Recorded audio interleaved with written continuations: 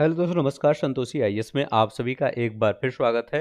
यहाँ पर आपका लूसेंट चल रहा था। लूसेंट आपका जो यहाँ पर होता है उसको एक अच्छे नोट्स में क्रिएट किया जाता है, ताकि जब भी आप इस नोट्स को पढ़ें तो आपको याद करने में आसानी हो। तो ये नोट्स आपका जो है बना है अभी, ये आपका पेज नंबर 130 देखेंगे, जो न्यू आपका लूसेंट है 2025 वाला। ठीक है, पेज नंबर 130 में से देखेंगे, पेज नंबर 130, 31 और 32 और 33 नंबर पेज तक, 30 से 133 नंबर पेज तक आपको यहाँ पर ये क्रिएट किया गया है।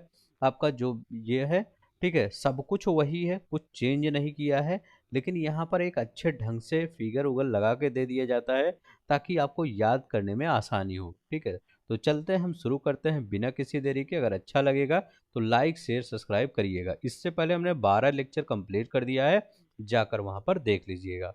ठीक है, तो चलते हैं, हम यहाँ पर कुछ ट्रिक भी बताएंगे कि आपको कैसे याद कर किया जाएगा। ठीक है, तो यहाँ पर देखते हैं हम का क्या करा। पहले हम घाटियाँ देखेंगे। घाटियों में हम किसका देखेंगे?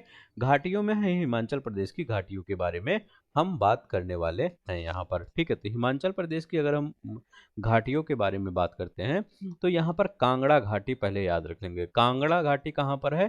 तो कांगड़ा घाटी आपका हिमाचल प्रदेश में है। ठीक है, तो कांगड़ा घाटी कहाँ पे पड़ता है? आपका हिमाचल प्रदेश में आपका कांगड़ा घाटी पड़ता है। और ये धर्मशाला, जो आपने आपने देखा होगा, क्रिकेट मैच होता भी हाल ही में रिसेंट में, जिसमें इंडिया ने जीत लिया है, मतलब थर्ड T20 था आपका। इसमें क्या किया गया था? ये धर्मशाला में ही खेला गया था, तो इसी घाटी में स्थित है। ठीक है, तो धर्मशाला कहाँ पर है? ये कांगड़ा घाटी में स्थित है। ऐसे सेम टू सेम आपके लूसेंट में दिया गया है, लेकिन ये आपका एक अरेंजमेंट फॉर्म में दे दिया गया है। ठीक है, इस पीडीएफ को आप टेलीग्राम पर जाकर फ्री ऑफ कॉस्ट डाउनलोड कर लीजिएगा। ठीक है, अब यहाँ पर देखते हैं चंबा घाटी। चंबा घाटी की अगर हम बात करते हैं तो ये भी हिमाचल प्रदेश में पड़ता है। साहिल वर्मन ने 920 में रावी नदी के तट पर बसाया था। किसने बसाया था? साहिल वर्मन ने 920 में। ठीक है, 920 में, ठीक है, 920 ईस्वी में ना, रावी नदी के तट पर इसको बसाया था, चंबा घाटी। लाहुल घाटी करें, लाहुल घाटी ये कहाँ पे है? ये हिमाचल प्रदेश में है। इससे होकर चंद्र और भागा नदियां प्रवाहित होती हैं। तो इससे कौन सी नदियां प्रवाहित होती हैं? चंद्र और भागा नदियां ये आपका प्रवाहित होती हैं। मलाना घाटी, कौन सा कह रहे हैं? मलाना घाटी, ये भी कहाँ? हिमाचल प्रदेश में पड़ता है। छोटा यूनान के रूप में इसको प्रसिद्ध है, मतलब यह छोटा यूनान है। तो यूनान देश है ना, वही इसको छोटा यूनान कहा जाता है। ठीक है, स्पीति घाटी, ठीक है, लाहुल स्पीति आपने सुना होगा ना, हिमाचल प्रदेश में ताबो मठ अवस्थित है। इसे लामाओं की भूमि कहा जाता है। तो याद रख लेंगे, इसके क्या कहा जाता है? लामाओं की भूमि कहा जाता है। ये याद रखना है आपको। ठीक है, तो ये आप 5 यहाँ पर याद रखिएगा और आगे हम देखेंगे। ठीक है, तो यहाँ कौन कौन सी आप घाटी याद करने वाले हैं? तो आप घाटी याद करने वाले हैं, याद करते चलिए है, ताकि आपको दोबारा याद ना करना पड़े, इसी लेक्चर में ही आपको याद हो जाए। तो यहाँ पर कौन सा है? पहला याद रखिएगा कांगड़ा घाटी। ठीक है, तो कांगड़ा घाटी आपको याद करना होगा, कांगड़ा घाटी, कांगड़ा घाटी। इसके बाद कौन सा आपका? चंबा याद रख लेंगे। चंबा के बाद लाहुल याद रख लेंगे। लाहुल कहाँ पे है? तो लाहुल आपका हिमाचल प्रदेश में है। मालना घाटी याद रखेंगे। मालना घाटी कहाँ पर है? तो हिमाचल प्रदेश में पड़ता है। स्पीति घाटी कहाँ पे पड़ता है? तो स्पीति घाटी भी आपका यहीं पर पड़ता है। तो याद रहे, कांगड़ा घाटी, चंबा घाटी, लाहुल घाटी, मालना घाटी, स्पीति घाटी, तो ये यहाँ पर कहाँ पर? हिमाचल प्रदेश में। और इसमें होकर, मतलब जो जो इसकी विशेषता है ये भी याद रख लेंगे। चलते हैं, हम नेक्स्ट देखते हैं हमारा क्या है। हमारा कह रहा है कि पांगी घाटी। पांगी घाटी के बारे में याद रख लेंगे। ये पंगवाल और भोटिया लोगों का निवास स्थान है। कौन सा है? ये पंगवाल और भोटिया लोगों का निवास स्थान कहलाता है। कौन सा घाटी कहलाता है? ये आपका पांगी घाटी कहलाता है। तो पांगी घाटी के बारे में याद रखेंगे, पंगवाल और भोटिया लोगों का निवास स्थान। कुल्लू घाटी, आपने कुल्लू मनाली बहुत पढ़ा होगा, तो कुल्लू घाटी हिमाचल प्रदेश में पड़ता है। ब्यास नदी यहाँ पर बहती है। भारत की सबसे लंबी घाटी है। तो अगर हम पूछे कि कौन सी भारत की सबसे लंबी घाटी है, तो भारत की लंबी सबसे घाटी का दर्जा किसको प्रदान किया गया है? इसी को प्रदान किया गया है। तो याद रख लेंगे, कौन सा? कुल्लू घाटी। ठीक है, तो याद रख लेंगे, यहाँ ब्यास नदी बहती है। तो ब्यास नदी। सांगला घाटी, ठीक है। तो सांगला घाटी हिमाचल प्रदेश में, इसमें वसपा भी घाटी भी कहा जाता है, तो याद रख लेंगे इसको, वसपा घाटी भी कहा जाता है, तो याद रख लेंगे सब, वसपा घाटी। पार्वती घाटी क्या है, हिमाचल प्रदेश में है, कुल्लू में ब्यास और पार्वती नदी के संगम पर स्थित है पार्वती। मणिरन गर्म जल फव्वारा हॉट स्पॉट कहाँ पर स्थित है, यहीं पर है, तो याद रखिएगा मणिरत्नम, मणिरत्नम इसको बोला जाता है ना, मणिरत्नम गर्म जल फव्वारा जो कहाँ पे है, ये पार्वती घाटी में ही है आपका, हिमाचल प्रदेश में। किन्नौर घाटी हिमाचल प्रदेश में।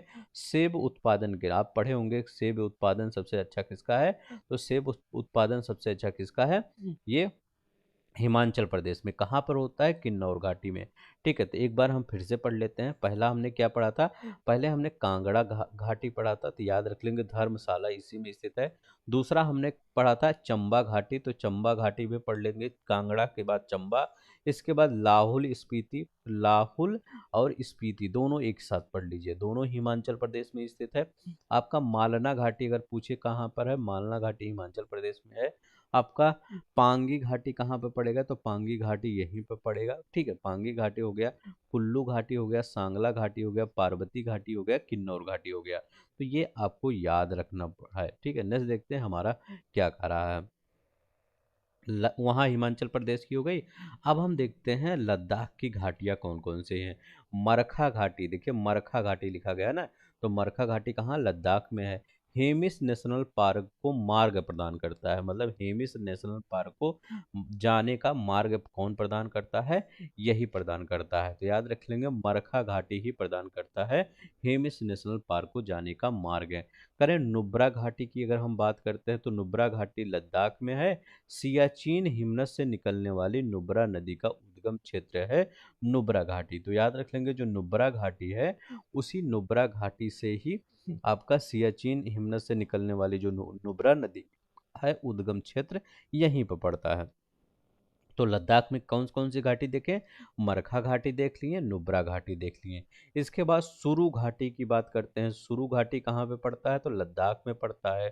सुरु नदी सिंधु की सहायक नदी इसी घाटी में बहती है, तो याद रख लेंगे सुरु नदी कौन सी है, सिंधु की सहायक नदी इसी घाटी में बहती है। गलवान घाटी, गलवान घाटी कहाँ पे पड़ता है, तो लद्दाख में पड़ता है। यह लद्दाख और अक्साई चीन में विस्तृत है, तो याद रख लेंगे कहाँ पर विस्तृत है, लद्दाख और अक्साई चीन में यह विस्तृत है, तो गलवान घाटी, गलवान घाटी लद्दाख में। सुरु घाटी कहाँ पे पड़ता है आपका, तो सुरु घाटी आपका लद्दाख में पड़ता है। नुब्रा घाटी लद्दाख में पड़ता है। मरखा घाटी आपका लद्दाख में पड़ता है। तो नुब्रा, मरखा, सुरु और आपका गलवान घाटी। सुरु ऐसे याद रखिएगा, अगर देखिए सुरु नदी सिंधु की सहायक नदी इसी घाटी में बहती है, तो याद रखेंगे। अगर आपसे पूछे कि सुरु मतलब सिंधु की सहायक नदी ये सुरु किसकी सहायक नदी, ऐसे पूछ सकता है ना, सुरु किसकी सहायक नदी है, तो बहुत सी नदियों को दे देगा। आप लगाते सुरु किसकी सहायक नदी है, सिंधु की सहायक नदी है। देख सकते हैं आपको जो भी कंटेंट प्रोवाइड किया जा रहा है, सभी कंटेंट आपका नेक्स्ट लेवल का है, तो इसीलिए अगर अच्छा लगेगा तो प्लीज़ लाइक शेयर सब्सक्राइब कर देंगे। यहाँ पर देखते हैं नेक्स्ट आपका क्या है। अब देखिए हमने कहाँ कहाँ का पढ़ा, हिमाचल प्रदेश का पढ़ा, लद्दाख का पढ़ा। अब हम आते हैं उत्तराखंड की घाटियाँ। तो दून घाटी, दून घाटी याद रख लेंगे ये उत्तराखंड में पड़ता है। जून घाटी, जोहार घाटी, जोहार घाटी भी उत्तराखंड में, इसे मिलाम घाटी या गोरी गंगा घाटी भी कहते हैं, तो याद रखिए गोरी गंगा घाटी जोहार घाटी को कहते हैं। फूलों की घाटी कहाँ पे है, यहाँ ऋषि गंगा नदी बहती है, और 2005 में यूनेस्को के विश्व विरासत स्थल में इसको क्या किया गया था, इसको शामिल किया गया था। याद रख लेंगे फूलों की घाटी कहाँ पर है, उत्तराखंड में, आपने बहुत बार पढ़ा होगा। सोर घाटी कहाँ पर है, उत्तराखंड में पिथौरागढ़ में स्थित है सोर घाटी, तो याद रखिएगा। धर्मा घाटी कहाँ है, तो ये उत्तराखंड में पड़ता है। इसका निर्माण धर्म गंगा नदी के द्वारा हुआ है, धर्मा गंगा नदी के कारण। नेलांग घाटी बहुत सुर्खियों में रहता है, यह गंगोत्री नेशनल पार्क के अंतर्गत आता है। इसे उत्तराखंड का लद्दाख कहते हैं, तो याद रखेंगे अगर उत्तराखंड का लद्दाख पूछे किसे कहते हैं, तो उत्तराखंड का लद्दाख किसे कहते हैं, नेलांग घाटी को उत्तराखंड का नेलांग कहते हैं, तो या वो लद्दाख कहते हैं, तो ये याद रख लेंगे। ठीक है, सोर घाटी पिथौरागढ़ में स्थित है। ठीक है, सुरु नदी किसकी सहायक नदी है? तो सुरु नदी। अगर हमने पूछा सुरु नदी किसकी सहायक नदी है, तो ये सिंधु नदी की सहायक नदी है। ये याद रख लेंगे, किसकी? सिंधु नदी की सहायक नदी है। नेक्स्ट देखते हैं हमारा क्या करा है। अब देखिए, सिक्किम और पूर्वोत्तर भारत की घाटियां देखते हैं। कह रहे हैं युमथांग घाटी के बारे में अगर हम बात करते हैं, युमथांग घाटी ये कहाँ पे पड़ता है? तो युमथांग, देखिए युम लिखा गया और थांग लिखा गया है, तो युमथांग कहाँ पड़ता है? तो ये सिक्किम में पड़ता है। हॉट स्प्रिंग और रोडोडेंड्रॉन झीलों के लिए प्रसिद्ध है। कौन सा? हॉट स्प्रिंग और रोडोडेंड्रॉन झीलों के लिए प्रसिद्ध है युथांग घाटी। तो आपसे पूछा जाए कि युथांग कहाँ? युथ युमथांग क्या लिखा गया? युमथांग, युमथांग घाटी कहाँ लिखा गया है? तो युमथांग घाटी आपका सिक्किम में पड़ता है, हॉट स्प्रिंग और रोडोडेंड्रॉन जिलों के लिए। चुम्बी घाटी सिक्किम में पड़ता है, यह डोकलाम पठार में स्थित है। चुम्बू घाटी कहाँ है? तो यह डोकलाम पठार में स्थित है, अवस्थित है। ठीक है, यहाँ भारत हुआ, भूटान हुआ, चीन हुआ, तीनों देश की सेनाएं सीमाएं मिलती हैं। नाथुला और जिलेप्पा दर्रा इसी घाटी में खुलते हैं। तो जो ये मान लीजिए ये आपका कौन सा घाटी है? ये चुम्बी घाटी है। ठीक है, तो ये चुम्बी घाटी हो गया। अब नाथुला दर्रा ये हो गया, और यहाँ पर कौन सा हो गया? जिलेप्पा दर्रा। ये जिलेप्पा हो गया, ये नाथुला हो गया। तो जिलेप्पा और इसका जो ये हो गया, ये दर्रा जो हो गया, ये घाटी नहीं, ये दर्रे दोनों हो गए। तो ये दोनों दर्रे कहाँ पे खुल रहे हैं? तो ये दोनों दर्रे इसी चुम्बी घाटी में ही खुलते हैं। अब देखिए जुके घाटी का नाम आता है। जुके घाटी, जुके घाटी कहाँ पर है? नागालैंड में। यह नागालैंड और मणिपुर की सीमा पर स्थित है। इसे पूरब का स्विट्जरलैंड कहते हैं। तो अगर आपसे पूछा जाए कि पूरब का स्विट्जरलैंड किसे कहते हैं, तो जुके घाटी को पूरब का स्विट्जरलैंड कहते हैं। तो याद रख लेंगे, पूरब का स्विट्जरलैंड किसको कहते हैं? जुके घाटी को पूरब का स्विट्जरलैंड कहते हैं। तो इतना याद रखिएगा। कौन सा? युमथांग घाटी सिक्किम में पड़ता है, चुम्बी घाटी सिक्किम में पड़ता है, जुके घाटी नागालैंड में पड़ता है। ये याद रखेंगे। नेक्स्ट देखते हैं हमारा क्या कर रहे हैं। अब हम कह रहे हैं कि अराकू घाटी, दक्षिण और पश्चिम की घाटी। देखिए अराकू घाटी कहाँ पे पड़ता है? तो अराकू घाटी आपका आंध्र प्रदेश में पड़ता है। यह कॉफी की खेती के लिए प्रसिद्ध है। कॉफी नहीं पीते हैं, उसी के लिए प्रसिद्ध है। कौन सा? अराकू घाटी। अराकू घाटी कहाँ पर है? आंध्र प्रदेश में है। यह कॉफी की खेती के लिए प्रसिद्ध है। ठीक है, अराकू घाटी आंध्र प्रदेश में। गंडी कोटा घाटी, गंडी कोटा घाटी कहाँ पे पड़ता है? तो आंध्र प्रदेश में पड़ता है। इसे the hidden grand canyon of India के नाम से जाना जाता है। कौन सा? गंडी कोटा घाटी। कौमम घाटी कहाँ पर है? ये तमिलनाडु में है। इसे थेक्केडडी वरु वरु सनाडु या कोडाई कनाल पहाड़ियों से घिरा हुआ है। तो कोवम घाटी कहाँ पे है? तमिलनाडु में है।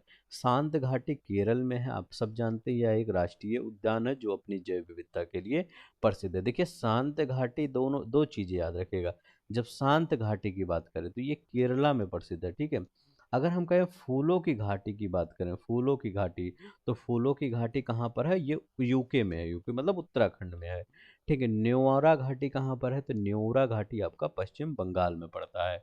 ठीक है, तो यहाँ ये याद रखिए। अगर मैं कहूँ कि अराकू घाटी कहाँ है? अराकू, तो अराकू घाटी कहाँ पर है? आंध्र प्रदेश में पड़ता है आपका अराकू घाटी। ये देखिए ऊपर वाला ये आपका अराकू घाटी है। ठीक है, तो ये कि यहाँ याद रख लेंगे कौन कहाँ पे पड़ता है। ठीक है, तो अराकू घाटी आंध्र प्रदेश में, गंडी कोटा घाटी आंध्र प्रदेश में, गांडी कोटा आंध्र प्रदेश में, कोमम घाटी तमिलनाडु में, शांत घाटी केरल में, नोआरा घाटी पश्चिम बंगाल में। नहीं देखते हैं हमारा क्या कर रहा है। अब देखिए बराक घाटी बहुत इंपॉर्टेंट है। बराक घाटी असम में पड़ता है। इस घाटी का नाम बराक नदी, और आप बराक नदी नहीं बहती है, बराक नदी पर पड़वा सिल्वर अ, इस घाटी का प्रमुख नगर है। ठीक है, सिल्वर इस घाटी का प्रमुख। यह क्षेत्र चाय की खेती के लिए प्रसिद्ध है। तो याद रख लेंगे किसका? चाय की खेती के लिए प्रसिद्ध है बराक घाटी। कश्मीर घाटी जम्मू कश्मीर में पड़ता है। भारत का स्विट्जरलैंड। ठीक है, तो भारत का स्विट्जरलैंड को कहा जाता है। यहाँ के बेरीनाग झील से झेलम नदी निकलती है। तो यहाँ पर कहाँ से झेलम नदी निकलती है? तो बेरीनाग झील से झेलम नदी का उद्गम होता है। तो ये याद रख लेंगे, बहुत ही इंपॉर्टेंट है। ठीक है, एक जुके घाटी था, हमने पिछला पढ़ा था जिसको स्विट्जरलैंड वर्ड वहाँ भी आया था। ठीक है, पूरब का स्विट्जरलैंड। एक बार हम देखते हैं पिछला। यहाँ देखिए, यहाँ है जुके घाटी। यह नागालैंड और मणिपुर की सीमा पर स्थित है। जुके घाटी ठीक है, नागालैंड में इसे पूरब का स्विट्जरलैंड कहते हैं, तो याद रख लेंगे पूरब का स्विट्जरलैंड। और यहाँ भी है एक आपका भारत का स्विट्जरलैंड किसको कहा है, कश्मीर घाटी को। ठीक है, बेरीनाग झील से झेलम नदी निकलती है। डोंग घाटी अरुणाचल प्रदेश में पड़ता है, डोंग घाटी, तो डोंग घाटी कहाँ पड़ता है, अरुणाचल प्रदेश में। भारत में सूर्योदय सबसे पहले यहीं होता है, तो भारत में सूर्योदय सबसे पहले कहाँ होता है, यहीं डोंग घाटी में ही होता है। अब देखिए नदियों के बारे में हम देखेंगे। ठीक है, तो नदियों के बारे में हम देखते हैं, बहुत ही इम्पोर्टेंट है यहाँ पर। ठीक है, अब देखते हैं यहाँ पर करें, सिंधु नदी बहुत ही इंपॉर्टेंट है, धीरे धीरे हम याद करते चलेंगे ताकि हमको याद रहे। देखिए घाटियों के बारे में हमने देख लिया, 15 मिनट का वीडियो है, अगर आप स्पीड में देखेंगे तो 7 मिनट में सभी घाटी आपकी खत्म हो जाएगी। इससे ज़्यादा घाटी अगर आपके पेपर में नहीं आएगी, इससे ज़्यादा वैली आपके पेपर में नहीं आने का चांस है। अब देखिए यहाँ पर तिब्बत में मानसरोवर झील के पास सनो खयाब, याद रखिएगा सनो खयावाब ने सनो खयावयाब हिमनद से यह निकलती है सिंधु नदी। नदियों की बात कर रहे हैं। इसका मुहाना कहाँ पे है, संगम अरब सागर में इसका मुहाना है। ठीक है, मतलब जैसे कुछ नदियाँ होती हैं जाके आगे मिल जाती हैं, और कुछ नदियाँ होती नहीं मिलती, वो जाके समुद्र में ही सागर में ही जाके मिलती हैं। तो ये अरब सागर में जाके मिलती है सिंधु नदी का मुहाना। ठीक है, अब देखिए इसकी लंबाई कितना है, तो जितनी गंगा की लंबाई है उससे भी बड़ी ये नदी है। तो गंगा की लंबाई लगभग 2525, ठीक है, 2525 किलोमीटर पड़ता है गंगा की लंबाई, लेकिन इसका 2880 किलोमीटर की लंबाई है। ठीक है, तो याद रख लेंगे 2880 किलोमीटर की। अगर हम देखते हैं इंडिया में ना, इंडिया में 1114 किलोमीटर है, तो 1114 किलोमीटर की लंबाई कहाँ पे पड़ता है, ये इंडिया में पड़ता है, क्योंकि ये इंडिया और पाकिस्तान दोनों जगह पे है ना। और जितना बचा वो कहाँ पे पड़ता है, वो यहाँ पर लगभग 1300 किलोमीटर कहाँ पड़ेगा, तो ये पड़ेगा पाकिस्तान में। अब देखिए इसकी सहायक नदियाँ कौन सी हैं, तो इसकी सहायक नदियाँ बहुत पूछा जाता है, तो जास्कर इसकी सहायक नदी है, तो जांस्कर इसकी सहायक नदी है। सोएक आपको पता होगा, सोएक सिंधु की सहायक नदी है। गिलगित पता होगा। ठीक है, हुंजा याद रख लेंगे, जो जो नहीं पता होगा वो याद रखेंगे। हुंजा किसकी सहायक नदी है, सिंधु की हुंजा। तो सिंधु और हुंजा, देखिए दो वर्ड आ रहा है ना, सिंधु याद रख लेंगे और हुंजा याद रख लेंगे। ठीक है, ये दोनों हो गया। अब करें नुब्रा, नुब्रा और सिगर। ठीक है, तो नुब्रा, नुब्रा सिंधु की सहायक नदी है, तो नुब्रा याद रख लेंगे किसकी, सिंधु की। सिगर सिंधु की। ट्रांस किसकी सहायक नदी है, याद रख लेंगे ट्रांस, तो वो द्रास याद रखेंगे, द्रास है, ट्रांस नहीं द्रास है। तो द्रास किसकी सहायक नदी है, सिंधु की सहायक नदी है। सतलज किसकी सहायक नदी है, सिंधु की। चेनाब किसकी, सिंधु की। रावी किसकी, सिंधु की। ब्यास किसकी, सिंधु की। झेलम किसकी, सिंधु की। ठीक है, तो यहाँ पर नुब्रा याद रख लेंगे, बहुत ज़्यादा इंपॉर्टेंट है। सीगर याद रख लेंगे, सीगर। ठीक है, और द्रास ये याद रखेंगे, हुंजा याद रखेंगे। ठीक है, तो ये किसके लिए है, तो ये आपका क्या है, ये सिंधु नदी का है। ठीक है, अब हम यहाँ पर देखते हैं, यहाँ पर हम देखते हैं झेलम नदी के बारे में। बेरी नाग कश्मीर के समीप शेषनाग झील से यह निकलती है, तो कौन सी नदी है, झेलम नदी है। ठीक है, तो कहाँ से निकलती है, बेरी नाग झील से निकलती है। ठीक है, अब देखिए यह संगम इसका कहाँ है, या किस नदी में जाके मिलती है, तो चिनाब। झेलम नदी कहाँ पर मिलती है, ये चिनाब नदी में मिलती है, तो याद रखेंगे झेलम चिनाब नदी में मिलती है। कितनी है, 724 किलोमीटर लंबाई है। अगर भारत में इसकी लंबाई देखा जाए कि झेलम की, तो भारत में लगभग 400 किलोमीटर की लंबाई है। ठीक है, तो भारत में इसके 400 किलोमीटर की है, और पूरे मतलब पाकिस्तान भारत को अगर मिला दिया जाए 724 किलोमीटर। श्रीनगर में शिकारा हुआ और या बजरे चलाए जाते हैं। श्रीनगर में जो नाव चलती हैं, नाव बड़ी बड़ी लंबी लंबी ये नावें होती हैं। ठीक है, ये बोट होता है। ठीक है, तो ये बड़ी बड़ी जो बोटें होती हैं उसको शिकारा कहते हैं। वो कहाँ पे चलता है, झेलम में। ठीक है, करें चिनाब नदी के बारे में। चंद्र और भागा इसके उद्गम स्थान है, तो बाड़ा लाचा दर्रा कौन सा दर्रा कहलाता है चिनाब का, तो बाड़ा लाचा दर्रा कहलाता है। चंद्रभागा नदी इसके उद्गम स्थान है। सिंधु नदी, ठीक है, मुहाना है सिंधु नदी, 1880, ठीक है, तो याद रख लेंगे कितना है, 1180, ठीक है, भारत में है इसका। और यह सिंधु नदी की सबसे बड़ी सहायक नदी है। तो अगर कहा जाए कि सिंधु नदी की सबसे बड़ी सहायक नदी कौन सी है, तो ये आपका चिनाब नदी बहुत बड़ी सहायक नदी है सिंधु नदी की। रावी नदी कांगड़ा हिमाचल प्रदेश रोहतांग दर्रे के समीप से रावी नदी का उद्गम होता है। चिनाब नदी चिनाब नदी में जाके मिल जाती है 725 किलोमीटर, और माधोपुर के पास मैदान में प्रवेश करती है। ब्यास रोहतांग दर्रे के समीप ब्यास कुंड से ठीक है, जिसकी ऊंचाई कितनी है, 4330 मीटर। हरिके के समीप एक सतलज नदी पर बनाया गया, ठीक है, हरिके के समीप सतलज नदी पर यह मिल जाती है। कुल्लू घाटी में बहती हुई धौलाधार पर्वत को पार कर पंजाब के मैदान में पहुंचती है ये। सतलज नदी तिब्बत के मानसरोवर झील के समीप से राकस ताल से, तो सतलज राकस ताल से निकलती है। उच्च शरीफ पाकिस्तान उत्तर चिनाब नदी में मिल जाती है 1500, ठीक है, 1050 भारत में है सतलज नदी। यह नदी सिपकली दर्रे से होकर भारत में प्रवेश करती है। तो सिपकला दर्रे से होकर भारत में प्रवेश करती है, क्योंकि यह तिब्बत में निकलती है, जो भारत में प्रवेश करना होगा तो सिपकला दर्रे से होकर प्रवेश करती है। यहाँ पर हमने क्या देखा था, सिंधु नदी तंत्र हमने देखा था। तो अगर पूछा जाए कि सिंधु नदी तंत्र के कौन कौन से, सिंधु, झेलम, चिनाब, रावी, ब्यास, सतलज, ये सब सिंधु नदी के संतंत्र है। अब हम गंगा नदी के तंत्र के बारे में बात करते हैं। गंगा नदी गंगोत्री के पास गोमुख हिमालय से 3900 मीटर ऊंचा है, ठीक है, गोमुख हिमालय 3900 मीटर है, बंगाल की खाड़ी में गिरती है। लंबाई कितना है, 2525 मीटर है। गंगा हुआ, भागीरथी हुआ, अलकनंदा नदियों का ये सम्मिलित नाम होता है। अभी हम बताएंगे कौन सी कहाँ नदी मिल रही है। यमुना आपकी याद देख रहे हैं, बंदरपूछ के पश्चिमी ढाल पर स्थित है, यमुनोत्री हिमानी से निकलता है। तो बंदरपूछ यमुना आ जाए तो बंदरपूछ जरूर लगाइएगा। और कहाँ पर, प्रयागराज में, मतलब इलाहाबाद में, गंगा में ये मिल जाती है। 1375 मीटर लंबाई है इसकी। और इसकी सहायक नदियां हैं चंबल हुआ, बेतवा हुआ, केन हुआ, ये तीनों ही नदियां दक्षिण से यमुना में मिलती हैं। मतलब अगर आपका यमुना ऐसे जाके, ये गंगा जा रही है, तो मान लीजिए यमुना यहाँ मिल जाए, तो पहले कौन सा नदियाँ, ये कौन सी, चंबल, बेतवा, केन, ये तीनों नदियाँ यहाँ पर जाके मिलती हैं दक्षिण की तरफ से। मतलब दक्षिण की तरफ से ऊपर से बहते हुए ऊपर उधर, मतलब इधर से बहते हुए दक्षिण से उत्तर की तरफ जाती हैं, ठीक है। चंबल मध्य प्रदेश के मऊ के समीप स्थित है। जाना पाव पहाड़ी से ये निकलती है। किसे, जाना पाव पहाड़ी से ये निकलती है।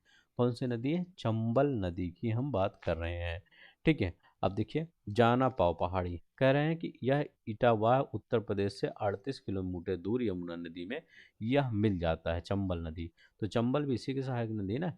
देश के सबसे गहरे गड्ढों का निर्माण सहायक काली सिंध, पार्वती से सिप्ता, बनास, कुरल, बमानी, ठीक है, ये कहते हैं, ठीक है। तो इसकी सहायक जो नदियां हैं, काली सिंध है। अगर हम कहें काली सिंध किसकी सहायक नदी है, तो चंबल की सहायक नदी है। पार्वती किसकी सहायक नदी है, चंबल की। सिप्ता किसकी सहायक नदी है, सिप्ता, सिप्ता याद रख लेंगे।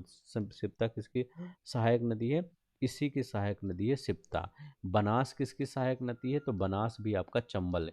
देखिए, जैसे ये आपका अरावली पहाड़ी है, तो ये पश्चिम की, ये पूरब की साइड से बनास नदी निकलती है अरावली की पहाड़ी से। और इस पूरब की तरफ से कौन सी, ये आपका लूनी नदी निकलती है, ठीक है। तो लूनी नदी, तो बनास भी इसी चंबल की सहायक नदी है, कुरल भी सहायक नदी है, बमानी भी सहायक नदी है, ठीक है।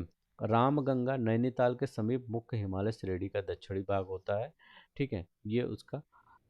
कन्नौज के निकट गंगा नदी में यह मिल जाता है। कन्नौज के निकट गंगा नदी में कितनी लंबाई है, 696 में। खोन इसकी प्रमुख सहायक नदी है। कौन सी नदी है, खोन। तो खोन इसकी सहायक, प्रमुख सहायक नदी है, ये याद रखेंगे ना। देखते हैं हमारा क्या करा हम। अब देखिए, गंगा नदी तंत्र के में और कौन सी नदी आती है, शारदा, जिसको काली नदी भी कहते हैं। कुमायूं हिमालय मिलाम हिन्नस से निकलती है। तो याद रखेंगे कहाँ कहाँ से निकलती है शारदा, मिलान हिमनस से यह निकलती है। संगम, देखिए इसको शारदा को काली नदी भी कहते हैं।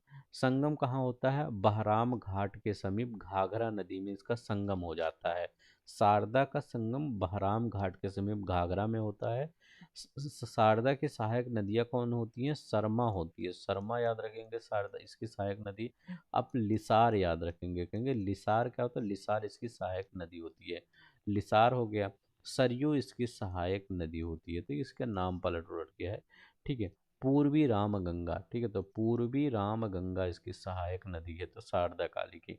घाघरा इसको क्या कहते हैं? तो घाघरा को आपको कहते हैं करनाली, तो याद रखिए करनाली इसको कहते हैं, करनाली या कौरयाला। ठीक है। नेपाल के मपसतांगुंग हिमालय से निकलता है, तो नेपाल के मपतांगुंग हिमालय से यह क्या करता है? निकलता है। सारण तथा बलिया सीमा पर गंगा नदी में क्या होता है? मिल जाता है, तो सारण तथा बलिया नदी पर यह मिल जाता है। करें 1080 घाघरा की लंबाई है, इसकी 602 था शारदा की, तो मतलब घाघरा जल बड़ी है और शारदा छोटी है। शिवालिक को पार करते समय शीश पानी नामक 1080 मीटर गहरे खड्डे का निर्माण करता है, मतलब 180 मीटर गहरे खंड का निर्माण करता है। गंडक उद्गम स्थल पूछता है कि किसका, देखिए 3 4 नदी ऐसे दे देगा, कहेंगे किसका उद्गम स्थल भारत में नहीं है, तो इसका गंडक का ये क्वेश्चन पूछा गया है। तो गंडक का जो उद्गम स्थल मतलब जहाँ से नदी का ओरिजिन होता है उसको उद्गम स्थल बोलते हैं। ठीक है, तो ये याद रखिएगा। ठीक है, तो गंडक हुआ नेपाल, तो ये नेपाल से निकलती है। पटना के समीप गंगा नदी में क्या होती है? ये मिल जाती है, तो इसका संगम कहाँ होता है? पटना के समीप जो गंगा नदी है वहीं पर इसका संगम होता है। अब देखिए 425 मीटर की मतलब लंबाई है इसकी, ठीक है, 425 किलोमीटर की। अब देखिए काली गंडक त्रिशूली गंगा, ठीक है, तो याद रखिए इसकी सहायक नदी कौन सी है? काली गंडक त्रिशूली गंगा। गोल पत्थरों को सालिग्राम कहा जाता है, तो याद रखिए जो गोल पत्थर होते हैं उनको क्या कहा जाता है? सालिग्राम कहा जाता है, इसी में मिलते होंगे बस। अब हम कोसी नदी की बात करते हैं, तो कोसी नदी की अगर बात करते हैं तो ये कहाँ से निकलती है कोसी नदी? तो गोसाईनाथ चोटी के उत्तर से निकलती है, याद रख लेंगे। कहाँ पर? गोसाईनाथ चोटी के उत्तर में निकलती हैं। कारागोला के दक्षिण पश्चिम में गंगा नदी में इसका संगम होता है। ठीक है, तो गंगा नदी में इसका संगम होता है कोसी का। मुख्य 730 किलोमीटर मुख्य धारा आरूढ़ नदी तिब्बत में पांगचू, और इसकी सहायक नदी कोसी की याद रखिए, सुन कोसी, तामूर कोसी, दो याद रखिएगा। इसकी सहायक नदी कौन सी? एक बार बीपीएससी में पूछा गया, सुन कोसी और तामूर कोसी नाम इसका याद रखेंगे, ये हो गया। अब देखिए बेतवा, बेतवा नदी मध्य प्रदेश के रायसेन जिले में विंध्याचल पर्वत आपने देखा होगा, मध्य प्रदेश। ठीक है, मध्य प्रदेश के रायसेन जिले में विंध्याचल पर्वत से यह निकलता है, इसका मतलब उद्गम होता है। हमीरपुर के समीप यमुना नदी में यह क्या होता है? मिल जाता है, तो बेतवा नदी हमीरपुर के समीप यमुना नदी में मिल जाता है, मतलब यमुना की सहायक नदी कौन सी होगी? बेतवा होगी। 480 किलोमीटर की इसकी लंबाई है, ऊपरी मार्ग कई झरनों का निर्माण होता है। सोन नदी की अगर हम बात करें तो अमरकंटक ये पहाड़ियों से ये निकलता है। सोन नदी एक ऐसी नदी है जो अमरकंटक से निकलते हुए ऐसे ऐसे जाते हुए ये कहाँ पर चली जाती है? तो ये चली जाती है पटना में, पटना में गंगा से मिल जाती है, पटना के समीप ये गंगा में मिल जाती हैं। 780 किलोमीटर है, नर्मदा के समीप ही इसका उद्गम होता है। तो नर्मदा के जैसे ये आपका हो गया, यहाँ पर नर्मदा का उद्गम हो गया और इधर सोन नदी का उद्गम हो गया, तो याद रखिएगा नर्मदा और सोन नदी का उद्गम लगभग लगभग एक ही जगह होता है, ये याद रखेंगे। ठीक है, तो सोन नदी का याद रख लेंगे। ठीक है, अब चलते हैं नेक्स्ट, देखते हैं हमारा क्या है। बहुत ही प्यारा नदी है और सबसे ज़्यादा पूछा जाने वाला आपके पेपर में, सबसे ज़्यादा आईएएस में यहाँ से क्वेश्चन आया हुआ है। ठीक है, आईएएस में अब देखेंगे 2 3 4 साल में एक बार तो आ ही जाता है इसमें। ठीक है, कह रहे हैं उद्गम कहाँ पे होता है इसका? तो ब्रह्मपुत्र का, तो तिब्बत के मानसरोवर झील के, जिसको क्या कहा जाता है? चेम युंग हुंग।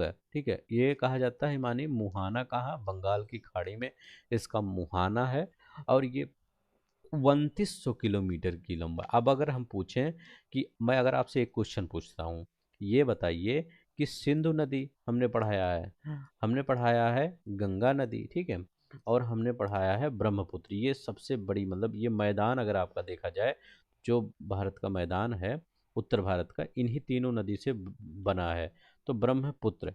अब इन तीनों में सबसे बड़ी बताइए, सिंधु, गंगा, ब्रह्मपुत्र में सबसे बड़ी नदी कौन सी है तीनों में? तो बताइए कौन सी? तो कौन सी है? सिंधु, गंगा और ब्रह्मपुत्र में सबसे बड़ी नदी कौन सी है? तो ब्रह्मपुत्र। तो ब्रह्मपुत्र 2900 किलोमीटर हो जाता है, गंगा आपका लगभग 2500 हो जाता है, और सिंधु लगभग 2800 किलोमीटर आपका सिंधु हो जाता है। तो ब्रह्मपुत्र सबसे बड़ी है, फिर सिंधु है, फिर गंगा है, ये याद रख लेंगे। अब देखिए सबसे ज़्यादा इम्पोर्टेंट क्या होता है, ब्रह्मपुत्र की सहायक नदी पूछा जाता है, बहुत बार पूछा गया है कि ब्रह्मपुत्र की सहायक नदी कौन कौन सी हैं। तो ब्रह्मपुत्र की सहायक नदी होती है दिबांग, याद रखेंगे, लोहित याद रख लेंगे, कामेंग याद रख लेंगे, सुबनसिरी याद रख लेंगे, मानस याद रखेंगे, धनसिरी याद रखेंगे, जिया भरेली याद रख लेंगे, संकोश याद रख लेंगे, और तिस्ता याद रख लेंगे। अच्छा, ये तिस्ता जो है, एक बार आईएएस में क्वेश्चन पूछा गया था कि तिस्ता जो पहले किसकी नदी थी, तो पहले उस किसकी सहायक नदी थी? तो तीस्ता पहले गंगा की सहायक नदी थी, बट बाद में क्या हुआ, वो जाके ब्रह्मपुत्र की सहायक नदी हो गया। मतलब नदी, ऐसे क्वेश्चन पूछा गया था, तो पहला स्टेटमेंट तो ये था कि पहले गंगा की सहायक नदी थी, बाद में वो जाके कि ब्रह्मपुत्र की सहायक नदी हो गया। अब उसका क्या रीजन दे रहे हैं, कह रहे हैं कि जो ये निकलती हैं कहाँ से, हिमालय से नदियाँ, इनके अंदर अपहरण की शक्ति होती है, मतलब एक नदी दूसरे नदी का अपहरण कर लेती है, अपने में मिला लेती है, जैसे तीस्ता का ब्रह्मपुत्र ने अपने में मिला लिया था। हाँ, ये सही है, अपहरण की शक्ति होती है मेनली कहाँ पे, ये जो हिमालय से निकलती हैं, ये दक्षिण भारत की जो नदियाँ होती हैं उसमें नहीं होती है। अपहरण मतलब क्या हुआ, पहले तीस्ता किसका दोस्त था, गंगा का दोस्त था, लेकिन अब तीस्ता किसका दोस्त हो गया, ब्रह्मपुत्रा का दोस्त हो गया, तो बस यही हो गया। तो ब्रह्मपुत्रा तीस्ता आपकी सहायक नदी हो गई। संकोश, जिया भरेली, ये तो नाम मैं सुनता हूँ तो मुझे हंसी आती है, जिया भरेली, तो जिया भरेली किसकी सहायक नदी है, तो जिया भरेली ब्रह्मपुत्रा की सहायक नदी है। अब देखिए नर्मदा की बात करते हैं, विंध्याचल पर्वत श्रेणियों में स्थित अमरकंटक पठार से निकलती है, 1057 मीटर ऊंचा से, कहाँ गिरती है, खंबात की खाड़ी में, 1312 मीटर लंबाई है, जबलपुर में भेड़ा घाट के समीप कपिल धारा धुआंधार जलप्रपात डेल्टा के बजाय यह एस्चुरी बनाती है, भ्रंश घाटी में यह रिफ्ट वैली में बहती है। तो नर्मदा के बारे में क्या क्या याद रख लेंगे, पहले तो इसकी लंबाई याद रख लेंगे, लंबाई कई बार पूछा गया है, 1312 किलोमीटर इसकी लंबाई है। ठीक है, कहाँ से निकलती है, ये विंध्याचल पर्वत श्रेणी में स्थित अमरकंटक से निकलती है। ये हो गया। दूसरा क्या याद रख लेंगे, यहाँ पर ये रिफ्ट वैली में बहती है। देखिए जैसे हमारा प्यारा भारत है, सभी नदियाँ आपका पूर्व की साइड बहती हैं, लेकिन दो मेन जो नदियाँ होती हैं, चाहे नर्मदा की बात करते हैं और चाहे हम ताप्ती की बात करते हैं, ठीक है, नर्मदा या ताप्ती की बात करते हैं, ये दोनों नदियाँ आपकी खंभात की खाड़ी में पश्चिम की तरफ जाती हैं। देखिए ये सब भी जाती, ढलान इधर है इधर जाती, लेकिन ये रिफ्ट जो वैली होता है उसका वो धारण कर लेती है, इसलिए रिफ्ट वैली में बहती रहती हैं। तो ये याद रख लेंगे, ये रिफ्ट वैली में बहती हैं, और ये किसका धारण कर लेती हैं, तो ये धारण कर लेती हैं, ये आपका ढलान कर लेती हैं। तो याद रखेंगे, अगर आपसे पूछे कि कौन सी ऐसी दो नदियां हैं जो रिफ्ट वैली में बहती हैं, ठीक है, तो रिफ्ट वैली में नर्मदा और ताप्ती बहती है, तो ये दोनों याद रखेंगे। चलते हैं ना, देखते हैं। हाँ, और ये एस्चुरी बनाती हैं। अगर आपसे पूछे कपिल धारा जो है या जलप्रपात, ये जिसको धुआंधार जलप्रपात भी बोलते हैं, कपिल धारा जलप्रपात, धुआंधार जलप्रपात, ये कहाँ पे है, तो कपिल धारा या धुआंधार जलप्रपात आपका निर्माण कहाँ पे होता है, नर्मदा नदी पर ही होता है। तो जलप्रपात, जलप्रपात मतलब क्या होता है, पहाड़ों से जब पानी नीचे गिरता है तो वही जलप्रपात बन जाता है। तो बस ये याद रख लेंगे। चलते हैं, देखते हैं। अब देखिए ताप्ती नदी बैतूल जिले में मुल्ताई नगर के पास, ठीक है, तो याद रख लेंगे ताप्ती नदी क्या है, बैतूल जिले के, ये देखिए यहाँ पर नर्मदा था, ये देखिए ताप्ती, यहाँ नहीं, बैतूल मध्य प्रदेश के मुल्ताई नगर के पास निकल, सूरत के निकट खंभात की खाड़ी में जाके ये गिर जाती है। डेल्टा के बजाय यह एस्चुरी बनाती है। हमने नर्मदा बोला था एस्चुरी बनाती है, ये भी एस्चुरी बनाती है। पूर्णा प्रमुख इसकी सहायक नदी है। तो कौन सी इसकी सहायक नदी है, आपको ये बताना होगा। तो इसकी सहायक नदी कौन सी है? पूर्णा इसकी सहायक नदी है। तो ठीक है, पूर्णा। अब देखिए महानदी की छत्तीसगढ़ के धन्वंतरी जिले के सिहावा में है, बंगाल की खाड़ी के समीप है, कटक के। तो इसे छत्तीसगढ़ की जीवन रेखा कहते हैं। तो मध्य महानदी को छत्तीसगढ़ की जीवन, महानदी पर हीराकुंड बांध स्थित है। ठीक है, 851 मीटर है। ताप्ती का ये याद रखिए, देखिए ताप्ती छोटी है, ताप्ती छोटी है और ये बड़ा है। शिप्रा नदी याद रखिए इंदौर जिले के काकरी वर्डी नामक पहाड़ी से निकलती है। चंबल इसका मुहाना 560 किलोमीटर है। ठीक है, किनारे उज्जैन का विख्यात महाकालेश्वर मंदिर। तो महाकालेश्वर मंदिर किस नदी के किनारे है? शिप्रा नदी के किनारे है, जहाँ कुंभ मेला भी लगता है। माही नदी की बात करते हैं, धार जिला मध्य प्रदेश के अमझोरा मेहत झील से निकलती है, खंबात की खाड़ी में गिरती है। 585 किलोमीटर लंबाई है। इस पर बजाज सागर बांध है। कर्क रेखा को 2 बार कौन काटती है? तो माही नदी। लूनी नदी की बात करते हैं, अजमेर जिले में स्थित नाग पहाड़, नाग पहाड़ अरावली का ही भाग है, वहीं से निकलती है लूनी नदी और कच्छ के रन में जाकर मिल जाती है। तो लूनी नदी कच्छ के रन में जाके मिलती है, माही नदी खंभात की खाड़ी में मिलती है। तो आपसे स्टेटमेंट क्या बनाएगा कि माही नदी जो है वो कहाँ पे जाके मिलती है? तो माही नदी आपका खंबात की खाड़ी में जाके मिलती है। अगर आपसे पूछे कि लूनी नदी कहाँ पे मिलती है, तो लूनी कच्छ की खाड़ी में आपका मिलती है। तो याद रखेंगे, कच्छ से कल याद रखिएगा। कच्छ और ला, ला मतलब लूनी और कामा। कल मतलब क्या होता है? नल होता है। कल और नल दोनों एक ही होता है ना। कल जिसको नल, वो क्या होता है? पानी में मिलता है। तो यहाँ भी पानी ही है। तो ऐसे कुछ याद कर लीजिएगा ताकि माही और लूनी में कंफ्यूज ना हो कि कौन कहाँ पर जाकर मिलता है। अब देखिए राजस्थान और दक्षिण भारत का देखते हैं। तो राजस्थान सोम, ठीक, उदयपुर जिले के बीछा मेड़ा नामक स्थान पर है। बड़ेश्वर के समीप माही नदी इसका संगम है। तो ये सोम का संगम माही नदी है। जोखम गोमती सारनी इसकी सहायक नदी है। ठीक है, तो ये याद रखेंगे। वो गोमती मत याद रखिएगा, लखनऊ वाला। साबरमती, जय समुद्र झील अरावली पर्वत से उद्गम होता है, खंबात की घाटी में गिरती है। ठीक है, कहाँ पे गिरती है? खंभात की खाड़ी में ये गिरती है। कौन सी नदी है? ये आपकी साबरमती, जय समुद्र झील से। अब देखिए 371 मीटर। बनास नदी अरावली के खमनेर की पहाड़ियों से कुंभलगढ़ के पास से निकलती है। चंबल रामेश्वर के पास ये क्या करती है? संगम होता है चंबल में बनास का। बन की आशा एकमात्र नदी जो संपूर्ण चक्र राजस्थान में पूरा करती है। तो मतलब पूरा इसका चक्र राजस्थान में ही और कहीं नहीं जाती। कौन सी? बनास नदी। कृष्णा नदी बहुत इंपॉर्टेंट है, महाबलेश्वर के समीप पश्चिमी घाट से निकलती है। तो कृष्णा कहाँ से निकलती है? महाबलेश्वर के समीप। ठीक है, बंगाल की खाड़ी में इसका संगम होता है। सहायक नदी इसका याद रख लेंगे, बहुत इंपॉर्टेंट है। यही सबसे ज़्यादा पूछा जाता है, कृष्णा की सहायक नदी, गोदावरी की, कावेरी की। तो ये सहायक नदी याद रख लेंगे। हम कृष्णा की सहायक नदी अगर देखते हैं तो तुंगभद्रा। तो तुंगभद्रा किसकी सहायक नदी है? तो तुंगभद्रा आपकी इसी की सहायक नदी, कृष्णा की। ठीक है, तुंगभद्रा। मूसी नदी याद रख लेंगे, मूसी नदी किसकी? कृष्णा की सहायक नदी है। अमरावती, अमरावती किसकी सहायक नदी है? कृष्णा की सहायक नदी है। कोयना किसकी सहायक नदी है? तो कृष्णा की सहायक नदी है। पंचगंगा किसकी सहायक नदी है? तो पंचगंगा कृष्णा की सहायक नदी है। दूध गंगा किसकी सहायक नदी है? कृष्णा की। घाट प्रभा किसकी सहायक नदी है? कृष्णा की। माल प्रभा किसकी सहायक नदी है? कृष्णा की। अब देखिए कुछ थोड़ा सा हम वो ट्रिक बनाते हैं ताकि याद हो जाए। देखिए तुंगभद्रा, तो कैसे याद करेंगे? लिखा गया है तुंग भद्रा, तुंग में से तंग याद रख लेंगे। कृष्ण, अब देखिए कृष्ण भगवान, यहाँ कृष्णा से कृष्ण भगवान रख लिएगा ताकि याद हो जाएगा। अब देखिए यहाँ कृष्णा लिखा गया है ना, तो यहाँ लिखा गया तुंग, तुंग मतलब तंग याद रखिएगा। कृष्ण भगवान माता यशोदा को हमेशा क्या करते थे? तंग करते थे। बदमाशी मतलब बदमाशी करके, ठीक है, मतलब नादानी करके। तो याद रखेंगे कृष्ण भगवान क्या करते थे? तंग करते थे, ये याद रखेंगे। ठीक है, तो ये याद रखेंगे ताकि आपको याद रहे, ठीक है। तो ये कृष्ण भगवान हमेशा तंग करते थे, ये याद रखिएगा। अब देखिए लिखा गया मूसी। मूसी नदी क्या है?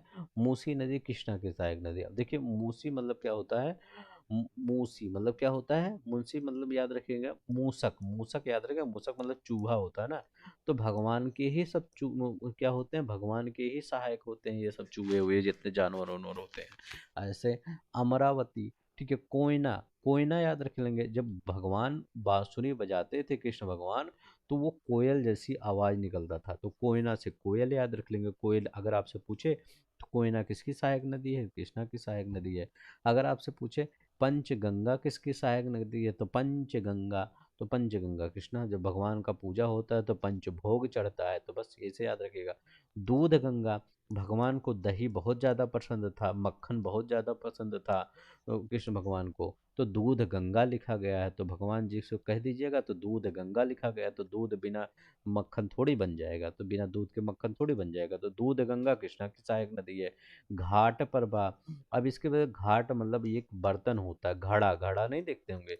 तो पहले मक्खन वक्खन घड़े में रखा जाता था, ठीक है। तो भगवान देखते होंगे, भगवान कृष्ण की जो कोई बचपन की फोटो देखते होंगे, तो बहुत ज़्यादा मक्खन मुंह में लगाए उगाए बैठे रहते होंगे, ठीक है। तो घाट से घड़ा याद रख लेंगे। माल प्रभा याद रख लेंगे। प्रभा मतलब सूर्य की रोशनी, तो माल प्रभा, तो प्रभा मतलब सूर्य की रोशनी। तो जहाँ भगवान कृष्ण रहेंगे वहाँ सूर्य की रोशनी रहेगा, अंधेरा रहेगा नहीं, बस। तो ऐसे याद रखेंगे। तो तुंगभद्रा, मूसी, अमरावती, अमरावती याद रख लेंगे। अमरावती, भगवान क्या है? तो भगवान मर सकते हैं? नहीं, भगवान अमर हैं, वो हर जन्म जन्म तक जीते हैं, तो भगवान अमर हैं, तो ऐसे याद करिएगा, ठीक है। तो आई थिंक आपको कृष्णा नदी की सहायक नदी, अगर मैं पूछूं कि अमरावती, तो आप कृष्णा नदी सहायक नदी बता देंगे। अगर मैं कहूँ दूध गंगा, तो आप कृष्णा नदी की सहायक नदी बता देंगे। मैं कहूँ घाट प्रभा, घड़ा में भगवान कृष्ण क्या करते थे? घड़ा से मतलब ये मक्खन खाते थे, तो घाट प्रभा हो गया। माल प्रभा, प्रभा मतलब सूर्य की रोशनी, तो सूर्य की रोशनी जहाँ भगवान रहेंगे वहाँ रोशनी रहेगी। तुंगभद्रा, अगर मैं कहूँ तुंगभद्रा किसकी सहायक नदी है, तो आप कहेंगे तुंग मतलब तंग, माता यशोदा को भगवान जी तंग करते थे, भगवान कृष्ण, तो कृष्णा की सहायक नदी हो गई। बस ऐसे याद कर लिया करिए, ताकि आपको पेपर में जब बैठिए तो कुछ थोड़ा हिंट मिल जाए तो आपको याद रहे। अब देखते हैं यहाँ पर, ये लेक्चर थोड़ा सा बड़ा हो सकता है, ठीक है। गोदावरी, नासिक जिले के महाराष्ट्र के त्र्यंबकम गांव के पहाड़ी बंगाल की खाड़ी में गिरती है, और त्र्यंबकम गांव की पहाड़ी से, मतलब सबसे ज़्यादा ये पूछा जाता है कि ये कहाँ से निकलती है, तो ये नासिक जिले के महाराष्ट्र से त्र्यंबकम पहाड़ी से, तो याद रखिएगा त्र्यंबकम पहाड़ से। प्रायद्वीपीय भारत की सबसे बड़ी नदी, इसे वृद्ध गंगा या दक्षिण गंगा भी कहा जाता है। तो वृद्ध गंगा और दक्षिण गंगा देखिए 1465 है, ठीक है, किलोमीटर की इसकी लंबाई है। तो वृद्ध गंगा या दक्षिण की गंगा, देखिए दो चीज में कंफ्यूज होते होंगे आप, कि कावेरी को दक्षिण की गंगा कहें कि या आप गोदावरी को दक्षिण की गंगा, तो इसमें कंफ्यूज होते होंगे। तो जैसे ही एनसीईआरटी में दिया रहता है वैसे याद रखिए, ये एनसीईआरटी का ही वृद्ध गंगा कहा जाता है या दक्षिण गंगा। चलते हैं यहाँ पर, हाँ लेकिन इसका सहायक नदी भी याद रख लेंगे। किसका सहायक नदी याद रखेंगे? ये गोदावरी की, क्योंकि इसका भी पूछता है। तो यहाँ पर हम पहले थोड़ा सा यहाँ पर देखते हैं कौन सी इसकी सहायक नदी है। कई बार आपके पेपर में क्वेश्चन पूछा गया है, तो इसकी सहायक नदी कौन सी है? कृष्णा की याद हो गई ना। अब हम यहाँ पर किसकी याद करेंगे? हम याद करेंगे गोदावरी की सहायक नदी। तो गोदावरी की सहायक नदी आप याद रखिएगा पेन गंगा। पेन गंगा किसकी सहायक नदी है? तो पेन गंगा किसकी सहायक नदी है? गोदावरी की सहायक नदी है। आपको मैं कहूँ इंद्रावती, इंद्रावती किसकी सहायक नदी है? गोदावरी की। मैं कहूँ प्राणहिता, प्राणहिता किसकी सहायक नदी है? तो गोदावरी की आपकी प्राणहिता सहायक नदी है, याद रख लेंगे, ठीक है। मंजीरा, मंजीरा किसकी सहायक नदी है? तो मंजीरा इसी की सहायक नदी है। तो मंजीरा किसकी सहायक नदी है? गोदावरी की सहायक नदी है। सबरी किसकी सहायक नदी है? तो सबरी बहुत बार पूछा गया है पेपर में आपके, सबरी गोदावरी की सहायक नदी है। मैं कहूँगा वेन गंगा, बहुत बार पेन गंगा पूछा गया है, बेन गंगा भी पूछा गया है। देख लीजिए, एक ट्रिक याद रख लीजिएगा, जिसके पीछे लग आपका ये कृष्णा की भी सहायक नदी है, तो कृष्णा के तो बता ही दिए हैं। यहाँ पर अगर पेन गंगा लिखा रहे और बेन गंगा लिखा रहे, बेन पेन, तो किसका, गोदावरी लगाइएगा। बेन पेन गोदावरी की सहायक नदी है, तो बेन पेन गोदावरी की। दो और याद रखिएगा, परवरा याद रख लेंगे, परवरा वर्धा।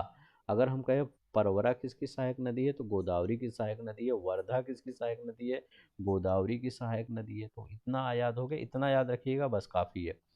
पेनगंगा इंद्रावती प्राणहिता मंजीरा, पेनगंगा इंद्रावती प्राणहिता मंजीरा, सबरी बेनगंगा परवरा वर्धा, बस ये गोदावरी की सहायक नदी है। नेक्स्ट देखते हैं हमारा क्या है।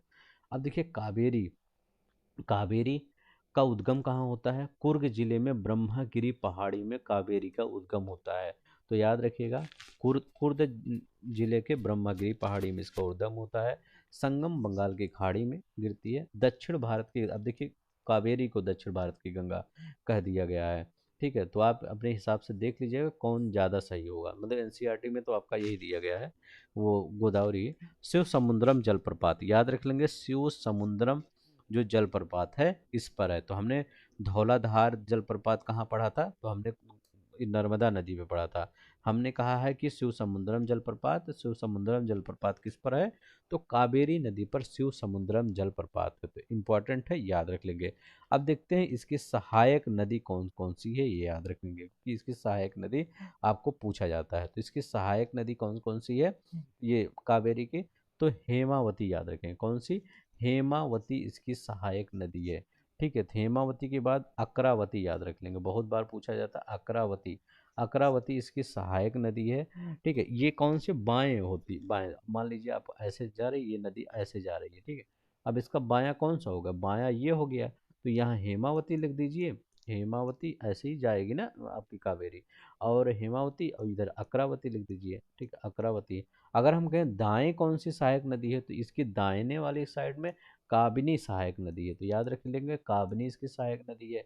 इधर कौन कौन सी है, काबनी आपकी भवानी देख लीजिएगा, भवानी इसकी सहायक नदी है। ठीक है, तो और अमरावती, अमरावती उसकी भी सहायक नदी, इसकी भी सहायक नदी, ठीक है, कावेरी की। तो काबनी, भवानी, अमरावती, हेमावती, अकरावती, ये सब किसकी सहायक नदी, ये इसी की। अब देखिए सारावती, सारावती जो नदी है ये कर्नाटक में है, अम्बु तीर्थ है से यहीं का यहाँ उद्गम होता है। हुन्नार अरब सागर में सारावती गिरती है, अरब सागर में सारावती गिरती है।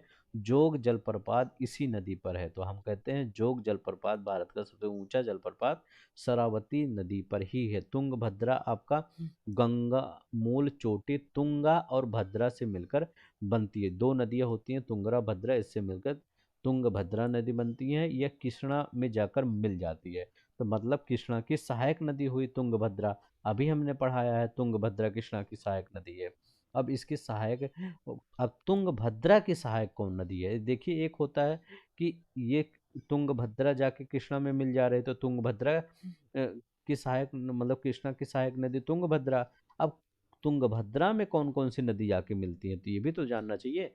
तो तुंगभद्रा में कुमुदवती हो गया, वर्धा हो गया, मगारी हो गया, हिंद हो गया, ये सब नदी तुंगभद्रा में मिलती है। उतना ज़्यादा इंपॉर्टेंट नहीं है, लेकिन एक बार देख लीजिएगा। पेन्नार नंदी दुर्ग श्रेणी के चेन्ना कसावी पहाड़ी से निकलती है बंगाल की खाड़ी में, पेन्नार नदी गिर, देखिए पेन्नार दो है, एक पेन्नार है एक पेरियार है। अगर हम पेरियार कहे तो ये केरला में प्रवाहित होती है और ये अरब सागर में गिरती है, पेरियार। पेन्नार कहे तो ये बंगाल की खाड़ी में गिरती है। सहायक नदी का है पाफनी और चित्रावती सहायक नदी पेन्नार की। पेरियार झील से उद्गम होता है पेरियार नदी का। ठीक है, यह केरल में प्रवाहित होती है। ठीक है, हुगली नदी की बात करते हैं, तो हुगली नदी गंगा की शाखा, ठीक है, धुलिया के पास है, तो गंगा की शाखा हुगली नदी धुलिया के पास है, बंगाल की खाड़ी में गिरती है। भारत में सबसे ऊंची ज्वारीय भित्ति वाली नदी है, तो ये याद रखिएगा, गंगा के पास, धुलिया के पास, बंगाल की शाखा हुगली नदी। ठीक है, बंगाल के पास। ठीक है, नेक्स्ट देखते हैं। अब देखते हैं, अभी तक तो हमने देखा, क्या देखा, कि हमने ये देखा कि कौन सी नदी कहाँ पे जा रही है और कहाँ पे मिल रही है, उसकी सहायक नदी कौन सी। अब कुछ ऐसी नदियाँ जो उनके फैक्ट बहुत इंपॉर्टेंट होते हैं पेपर में, जैसे हम कहते हैं सिंधु रिवर सिस्टम में, सिंधु रिवर सिस्टम सिस्टम में क्या माना जाता है, इसके फैक्ट क्या है। चिनाब नदी सिंधु की सबसे बड़ी सहायक नदी मानी जाती है। हम क्या करें, चिनाब नदी सिंधु की सबसे बड़े, अभी देखिए यहाँ कंट्रडिक्शन है, थोड़ा सा कंट्रडिक्शन है। मैं कहूँ सिंधु की सबसे बड़ी सहायक नदी कौन सी है, चिनाब है। लेकिन सतलुज नदी सिंधु की सबसे लंबी नदी है। सतलुज नदी सबसे लंबी नदी। अब देखिए बड़ी और लंबी में दोनों में अंतर होता है। अगर मैं कहूँ कि पूरे विश्व का सबसे लंबी नदी कौन सी है, तो विश्व की सबसे लंबी नदी आपसे पूछूं तो आप कहेंगे विश्व की सबसे लंबी नदी है नाइल नदी, नील नदी, जिसको आप इंग्लिश में नाइल कहते हैं, हिंदी में नील नदी। तो नील नदी विश्व की सबसे लंबी नदी होती है। अगर मैं कहूँ कि विश्व की सबसे बड़ी नदी कौन सी है, बड़ी नदी कौन सी है, तो अमेजन। अभी भी आप नहीं समझ पाए होंगे कुछ लोग कि बड़ी और लंबी में अंतर क्या होता है। देखिए एक नदी होती है, एक बहुत उसकी लंबाई बहुत ज़्यादा होती है लेकिन उसमें पानी कम होता है। कैचमेंट एरिया जो होता है उसमें पानी कम होता है। और एक नदी होती है उसकी चौड़ाई बहुत ज़्यादा होती है और उसमें पानी बहुत ज़्यादा होता है। जैसे आप देखेंगे, अगर जाइए कभी अयोध्या जाइए तो सरयू नदी आप देखिए। सरयू नदी बहुत विशाल नदी, एक बार देखिएगा तो उसका जो वो एरिया होता है, जो चौड़ाई होता है, बहुत बड़ी लगती है कि इतनी बड़ी नदी बह रही है। ठीक है, एक बार सरयू नदी को देखिएगा। ठीक है, तो क्या कहते हैं, चिनाब नदी सिंधु की सबसे बड़ी सहायक नदी है। बड़ी सहायक नदी मतलब इसमें पानी बहुत ज़्यादा आ रहा है, एक बार देखेंगे तो डर जाएंगे कितना पानी आ रहा है। लेकिन सतलुज नदी जो है वो सिंधु की सबसे लंबी नदी है, ये याद रख लेंगे। अब देखिए दूसरा करें, सबसे बड़ी अर्थ जल प्रवाह और जलग्रहण क्षेत्र से है जबकि सबसे लंबी अर्थ कुल लंबाई से है। तो वही अब बता रहा है कि बड़ी और लंबी में अंतर क्या है। अगर मैं कहूँ सबसे विश्व की सबसे बड़ी नदी कौन सी है, तो आप बताएंगे विश्व की सबसे बड़ी नदी अमेजॉन नदी है, जिसकी कैचमेंट एरिया बहुत बड़ा है। हम लंबी नदी पूछे तो नाइल नदी बताएंगे। बस इतना हो गया आज। आई होप आपको समझ में आ गया होगा सिंधु और चिनाब, मतलब सिंधु का चेनाब और सतलुज। चिनाब बड़ी है, सतलुज लंबी है। बस चलते हैं, नहीं देखते हैं। अब यहीं पर देखिए मैप में देखिए, यहाँ पर सतलज कहाँ से आ रहा है, तो इधर देखिए पूरा इधर से आपका सतलज आता जा रहा है। ठीक है, लंबी इतना यहाँ पर जाके आपका सिंध में जाके मिल रहा है। और चेनाब क्या है, देखिए इधर ही से आ रहा है। तो ठीक है, बस चलते हैं यहाँ पर देखते हैं। अब देखिए गंगा ओरिजिन उत्तराखंड के उत्तरकाशी जिले में 3900 मीटर ऊंचाई पर गोमुख के निकट हिमानी गंगा का उद्गम होता है। तो गंगोत्री हिमानी से गंगा का उद्गम होता है, इसे भागीरथी भी कहते हैं। गंगा की मुख्य धारा होती है। अब यहाँ पर देखते हैं हम आगे।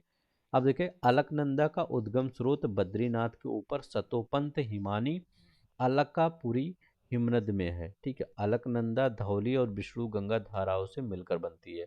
तो अलकनंदा हो गया, धौली हो गया और विष्णु गंगा धाराओं से होकर मिल बनती है, जो जोशी मठ या विष्णु प्रयाग में क्या होती है, ये मिल जाती है। ठीक है, अभी हम आपको आपको बताएंगे। अलकनंदा की अन्य सहायक नदी कौन सी है, पिंडार है, जो इसे कर्णप्रयाग में मिलती है। अब हम पूरा देखते हैं यहाँ पर क्या है। करें विष्णु प्रयाग, यहाँ पर धौली और विष्णु गंगा का संगम होता है। कौन सा, विष्णु प्रयाग होता है। तो मान लीजिए आपका यहाँ पर, एक मिनट मैं आपको थोड़ा सा यहाँ दिख नहीं रहा होगा, मैं आपको दिखाता हूँ। तो यहाँ पर विष्णु प्रयाग की बात हम कर रहे हैं। करें ये क्या होता है, अब देखिए यहाँ पर क्या है, जैसे ये बद्रीनाथ हो गया। ठीक है, बद्रीनाथ, तो बद्रीनाथ हो गया। तो बद्रीनाथ आपका ये देखिए, बद्रीनाथ से क्या हो रहा है, अलकनंदा मान लीजिए ये निकल रही है। ये देखिए आपका बद्रीनाथ से ये अलकनंदा निकल रही है। ठीक है, अब देखिए ये निकली आपकी। अब यहाँ पर जो अलकनंदा निकल रही है, तो बीच में एक नदी आपको यहाँ पर मिलती है। तो बीच में पहले जो नदी मिलती है, ये एक ही है। पहले जो एक नदी मिलती है वो जब यहाँ पर जाएगी तो ये एक संगम बनता है। तो वो उसको क्या कहते हैं, संगम को विष्णु प्रयाग कहते हैं। तो याद रख लेंगे, विष्णु प्रयाग कहते हैं। ठीक है, तो याद रख लेंगे क्या कहलाता है ये, तो विष्णु प्रयाग। तो याद रखेंगे विष्णु प्रयाग। अब ये विष्णु प्रयाग हो गया, तो ये आपका ये कौन सी नदी होगी, अलकनंदा। अलक पूरा अलकनंदा ही रहे ये पूरा अलकनंदा। ठीक है, अब ये कौन सी नदी मिल गई है आपकी, धौली गंगा। तो यहाँ पर लिखा गया है धौली गंगा। तो ये देखिए धौली गंगा मिल गई और विष्णु गंगा। तो धौली गंगा विष्णु गंगा का संगम है। विष्णु प्रयाग में कौन है, अलकनंदा, धौली और विष्णु गंगा का क्या है, मतलब विष्णु, यहाँ पर विष्णु प्रयाग का संगम होता है। तो ठीक है, तो धौली गंगा अलकनंदा जहाँ मिलते हैं उसको विष्णु प्रयाग कहते हैं।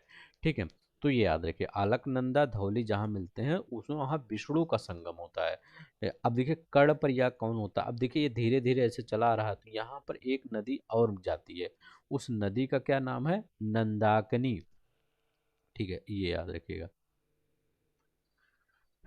ठीक है, तो याद रखेंगे वो कौन सा है, वहां पर नंदाकिनी। तो नंदाकिनी में यहाँ पर, तो यहाँ पर ये आपका नंद प्रयाग हो जाता है, तो विष्णु प्रयाग हो गया, यहाँ पर नंद प्रयाग। ठीक है, नंदाकिनी से नंद प्रयाग हो गया। तो यहाँ पर कौन सा नदी मतलब गई है, नंदाकिनी, नंदाकिनी नदी गई है। तो ये नंदाकिनी जा रही है, ये आपका धौली गंगा जा रही है, और यहाँ क्या बना है, विष्णु प्रयाग बना है, यहाँ पर नंद प्रयाग बना है। तो ये हो गया। अब इसके नीचे आप चलेंगे तो यहाँ पर एक नदी और मिलती है, इस नदी का क्या नाम है, इस नदी का नाम है पिंडार गंगा। तो याद रखेंगे पिंडार गंगा, तो पिंडार गंगा और ये अलकनंदा यही है। तो यहाँ जो बना है वो कर्ण प्रयाग बनता है, तो याद रखेंगे कर्ण प्रयाग ये बना है। ठीक है, तो पिंडार गंगा और अलकनंदा का संगम कर्ण प्रयाग, नंद प्रयाग और अलकनंदा का संगम नंद प्रयाग, विष्णु धौली गंगा और अलकनंदा का तो ये विष्णु प्रयाग हो गया। फिर ऐसे और चलती है, फिर कौन सा हो जाएगा, यहाँ पर जब एक नदी आकर मिलती है, उस नदी का नाम क्या है, उस नदी का नाम है मंदाकिनी। याद रखेंगे उस नदी का नाम है मंदाकिनी। यहाँ पर क्या बनता है, तो रुद्रप्रयाग। ठीक है, तो ये रुद्रप्रयाग ये आपका बन गया, तो रुद्रप्रयाग। फिर आगे आगे चलती है, तो एक आता है इधर ही से आता है एक नदी, उसको क्या कहते हैं, भागीरथी, भागीरथी। तो ये भागीरथी यहाँ आके मिल गया, तो इसको क्या कहा जाता है, इसको देव प्रयाग कहते हैं, तो देव प्रयाग। फिर यहीं से जो ये नदी है, ये नदी जा रही है, जो ये वाला, ये नदी यहीं से ये गंगा कहलाती है। ठीक है, तो ये देखिए गंगा, यहाँ पर क्या हो गया, ये आपका अलकनंदा ये जा ही रही थे ऐसे ऐसे, बीच में आके धौली गंगा मिल गई, तो ये विष्णु प्रयाग बन गया। ठीक है, फिर ये नदी आपका अलकनंदा जा ही रही थी, तो यहाँ पर एक नदी आ गई नंदाकिनी, तो ये नंद प्रयाग बन गया। ठीक है, नंदाकिनी से नंद प्रयाग। फिर ऐसे अलकनंदा जा ही रही थी, पिंडार एक नदी है, पिंडार गंगा, तो याद रखेंगे पिंडार गंगा एक नदी आ गई, तो पिंडार से कर्णप्रयाग बन गया। फिर ऐसे आ ही रही थी, तो यहाँ मंदाकिनी इधर से निकल आई, मंदाकिनी तो यहाँ रुद्रप्रयाग बन गया। फिर इधर से और आगे आई, तो ये भागीरथी हो गया, तो भागीरथी से क्या हो गया, यहाँ पर, यहाँ भागीरथी से देव प्रयाग बन गया, तो भागीरथी से देव प्रयाग बन गया। फिर ये आपका गंगा नदी हो गई। बस ऐसे ही याद करिए, कर्ण प्रयाग अलकनंदा और पिंडार का संगम होता है, रुद्र प्रयाग में अलकनंदा मंदाकिनी का संगम होता है, देव प्रयाग में अलकनंदा और भागीरथी का संगम होता है। यहाँ नंद प्रयाग नहीं दिया था, तो इतना ही याद रखेंगे।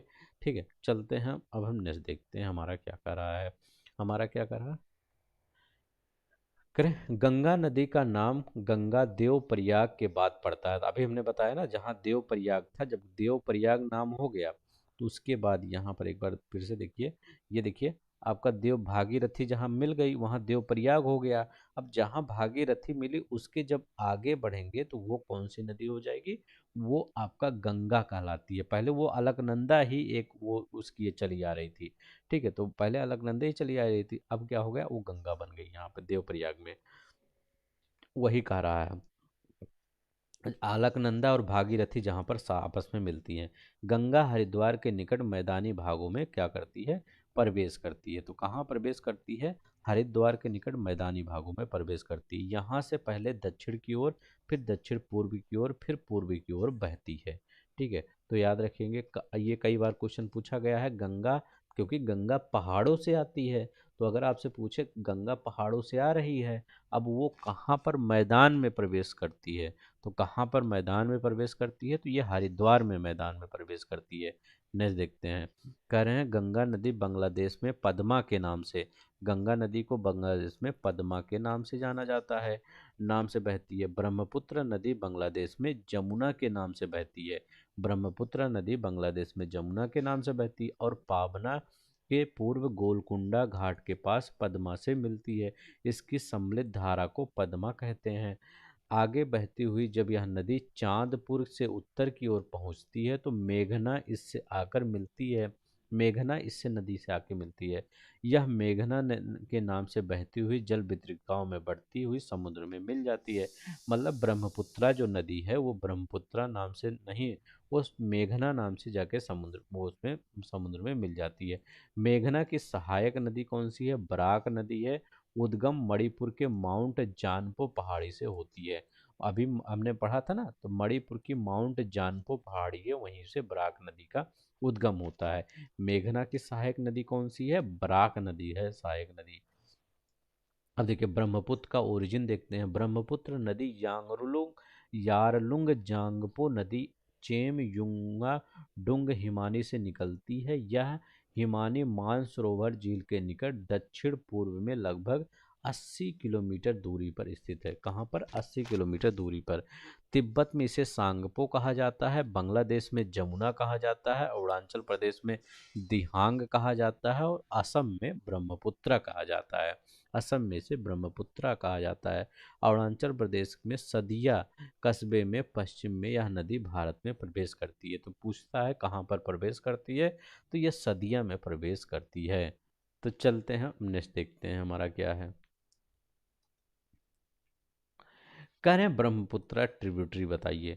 यह एक पूर्ववर्ती नदी है। इसके बाएं तट की प्रमुख सहायक नदियां कौन सी? अब देखिए ब्रह्मपुत्र की सहायक नदी, तो देखिए ब्रह्मपुत्र ऐसे जा रही है ना, इसका बायां कौन हो जाएगा? तो बायां ये हो जाएगा, लेफ्ट वाला पार्ट, ठीक है। तो ये लेफ्ट हो गया और ये राइट हो गया, ठीक है।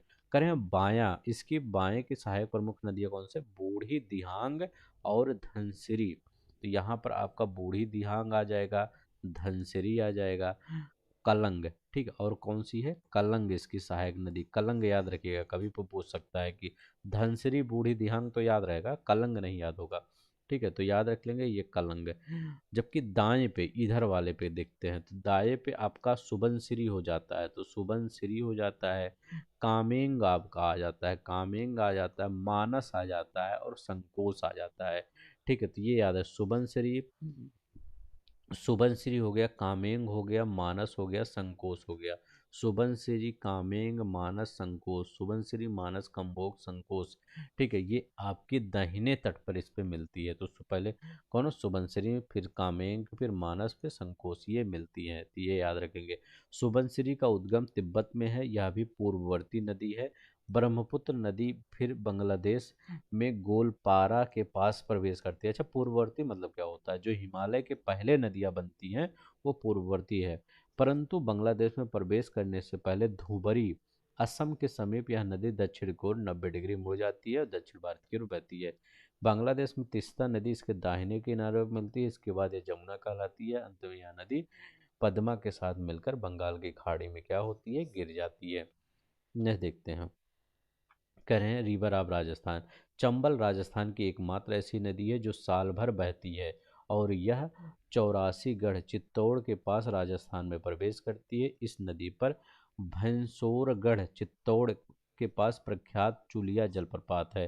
पूरी तरह से राजस्थान में बहने वाली बनास नदी पर बीसल बांध स्थित है जो राजस्थान के लिए बहुत महत्वपूर्ण जलाशय है। तो पूरी तरह से राजस्थान में बहने वाली बनास नदी पर बीसल पुर बांध स्थित है जो राजस्थान के लिए एक महत्वपूर्ण जलाशय का काम करता है। नेक्स्ट देखते हैं। सिंधु नदी भारत में लद्दाख के लेह से होकर बहती है। भारत व पाकिस्तान सिंधु नदी जल समझौता 1960 में के अनुसार भारत इस नदी यानी सिंधु नदी और उसके सहायक नदी झेलम और सतलज, मतलब आपका सिंधु हो जाएगा, ठीक है, सिंधु हो जाएगा और झेलम हो जाएगा, ठीक है, झेलम हो जाएगा और सतलज हो जाएगा, ठीक है। उसका केवल 20% ही पानी अपना उपयोग कर सकता है। ये अब टेम्पोररी के लिए सस्पेंड कर दिया गया है, ठीक है। यहाँ क्या करा है? हरियाणा और दिल्ली राज्य अंबाला के आसपास की भूमि सिंधु और गंगा नदी के तंत्रों का जल विभाजक का कार्य करते हैं। मतलब यहाँ ऐसी भूमि है जो इधर कौन जाता है? सिंधु नदी, इधर गंगा नदी। क्योंकि इसके पूर्व की नदियां बंगाल की खाड़ी में, एक पश्चिम नदी अरब सागर में गिरती है, एक बंगाल की खाड़ी में गिरती है, एक अरब सागर में। अम्बाला अंबाला से सुंदरबन तक, अंबाला से सुंदरबन तक मैदान लगभग 1800 किलोमीटर पर फैला हुआ है, लेकिन उसके ढाल में गिरावट मुश्किल से लगभग 300 मीटर का है। ये ढाल बहुत कम है, ये वाला ढाल जो है कम है, मैदान ही है ना तो ढाल कम कम है। रायगढ़ और रत्नागिरी के बीच सावित्री नदी बहती है। इन दोनों स्थानों के मध्य सीमा रेखा का निर्धारण करती है। बंसधारा नदी उड़ीसा के कालाहांडी जिले से निकलती है, जो गोदावरी और ऋषिकुल्ला नदी के बीच बहते हुए बंगाल की खाड़ी में गिरती है। तो याद रखेंगे, गोदावरी और ऋषिकुल्ला नदी के बीच बहते हुए बंगाल की खाड़ी में ये गिर जाती है। आज बहुत ही लंबा वीडियो लेक्चर हो गया होगा। अब देखिए, गोदावरी नदी जलग्रहण क्षेत्र भारत में 7 राज्यों में ये बहती है। तो गोदावरी नदी का जलग्रहण क्षेत्र महाराष्ट्र हो गया, तेलंगाना हो गया, छत्तीसगढ़ हो गया, मध्य प्रदेश हो गया, आंध्र प्रदेश हो गया, कर्नाटक हो गया, उड़ीसा हो गया। जलग्रहण क्षेत्र इसका यहाँ से होता है 7, ठीक है, 7 राज्यों से। तो याद रखिएगा, बहुत लोग कहेंगे उड़ीसा में कहाँ जाएगा, तो लेकिन उड़ीसा भी याद रख लेंगे, तेलंगाना भी याद रखेंगे, छत्तीसगढ़ भी याद रख लेंगे। आप छत्तीसगढ़ में भूल जाएंगे, उड़ीसा में भूल जाएंगे, ठीक है, ये दोनों याद कर लेंगे और सब नहीं याद करना है। कर्नाटक भी याद रखेंगे। बराक नदी मणिपुर हिल के माउंट जानपो से निकलती है या भारत के असम, वो क्या रहे हैं, भारत के असम, मणिपुर, मिजोरम राज्यों से बहते हुए बांग्लादेश में क्या करती है, प्रवाहित होती है। बराक नदी की प्रमुख सहायक नदी को जीरी धलेश्वरी है, सिंगला है। बराक नदी की प्रमुख सहायक नदी लोइंग है, सोनाई है। बांग्लादेश में इसे सुरमा मेघना के नाम से जाना जाता है। बराक नदी को राष्ट्रीय जलमार्ग 6 घोषित किया गया है। तो याद रखिएगा, बराक नदी को राष्ट्रीय जलमार्ग 6 घोषित किया गया है। इस नदी पर तिहाई मुख्य बांध अवस्थित है। कौन सा तिहाई मुख्य बांध अवस्थित है, नहीं देखते हैं हमारा क्या है। देखिए, प्रायद्वीपीय नदियों में उत्तर से दक्षिण का क्रम क्या है, तो कह रहे हैं प्रायद्वीपीय नदियों में उत्तर से दक्षिण का क्रम है। महानदी याद रख लेंगे, ठीक है, यहाँ पर गोदावरी याद रख लेंगे, यहाँ पर कृष्णा याद रख लेंगे, ठीक है, यहाँ पर पेन्नार याद रख लेंगे, ठीक है, पेन्नार आपका, कावेरी याद रखेंगे, ठीक है, कावेरी आपका, और क्या, वैगई याद रखेंगे, ठीक है, वैगई। तो महानदी गोदावरी, कृष्णा, पेन्नार, कावेरी, बैगई, ऐसे याद कर लेंगे, ठीक है। ये आपका उत्तर से दक्षिण की तरफ है। प्रायद्वीपीय नदियों के अनुसार घटता क्रम है। सबसे बड़ी नदी कौन सी है, तो गोदावरी है, फिर कृष्णा है, फिर नर्मदा है, फिर महानदी है, फिर कावेरी है, फिर ताप्ती है। आप ऐसा करिएगा, टेलीग्राम का नीचे लिंक दिया गया है, वो डाउनलोड करिएगा और पीडीएफ ले लीजिएगा। 16 सितंबर 2015 को आंध्र प्रदेश सरकार द्वारा लिए गए महत्वपूर्ण निर्णय के अनुसार दक्षिण भारत की 2 बड़ी नदियों गोदावरी और कृष्णा को जोड़ने का काम किया गया। इसके अंतर्गत परीक्षण के दौरान तौर पर आंध्र प्रदेश के गोदावरी जिले के इब्राहिमपुर पट्टनम नामक स्थान पर पहली बार गोदावरी नदी 600 क्यूसेक पानी पोलावरम नहर द्वारा विजयवाड़ा जिले में कृष्णा नदी तक पहुंचाया गया। यह पोलावरम विजयवाड़ा लिंक परियोजना आंध्र प्रदेश के कृष्णा व गुंटूर जिले में पानी की कमी का सामना कर रहे किसानों के लिए लाभकारी मानी जाती है। अब देखिए, थोड़ा गोवा की 2 महत्वपूर्ण नदियां कौन सी हैं, मांडवी और जुआरी नदी गोवा की 2 महत्वपूर्ण नदियां हैं। मांडवी नदी कर्नाटक में पश्चिमी घाट की ढलानों पर उत्पन्न होती है, ठीक है। केरल की सबसे बड़ी नदी कौन सी है, भरतपुछा, जल ग्रहण क्षेत्र 6186 किलोमीटर स्क्वायर, अन्नामलाई पहाड़ियों से निकलती है। इसे पेन्नानी के नाम से भी जाना जाता है। केरल की भरतपुछा के बारे में, पेरियार जल ग्रहण क्षेत्र 5398, केरल की दूसरी सबसे बड़ी नदी। केरल की सबसे लंबी नदी पेरियार है। और भरतपुछा देखिए, भरतपुछा की लंबाई 209 किलोमीटर है और आपका ये इसका पेरियार की 244। तो अगर कहे कि केरल की सबसे बड़ी नदी कौन सी है, तो भरतपुछा। केरल की सबसे लंबी नदी कौन सी है, तो पेरियार। दोनों में अंतर याद रख लेंगे, ठीक है। केरल की सबसे लंबी नदी पेरियार है, बड़ी नदी भरतपुछा है। केरल की पंबा नदी वेम्बनाड झील में गिरती है। तो याद रखिए, केरल की पंबा नदी क्या है, वेम्बनाड झील में गिरती है, ठीक है। तो आज का लेक्चर बस इतना ही, ठीक है, इतना ही लेक्चर था।